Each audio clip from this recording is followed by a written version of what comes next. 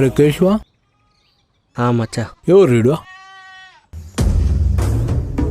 మచ్చా షికావత్ లెక్కున్నాడు మచ్చా. శిఖావత్ గారికి ఈడేం పంట? బాత్రూమ్ లేదు రాడికి. అవును మచ్చా, షికావత్ గానికి గుండు ఉండాలి కానీ బొచ్చుందేంది? ఈ మధ్య మొన్న ఎయిర్ ప్లాంటేషన్ చేయించుకున్నాడు. మరి పుష్పత్రికి గుండెట్లా మచ్చా?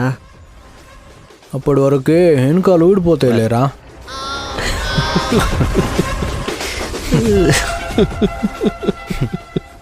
అంటే ఊడిపోయే జుట్టు కాదరా, అక్కడి పిక్కిరి హెయిర్ ఆయిల్ వాడడం వల్ల వచ్చిన జుట్టు.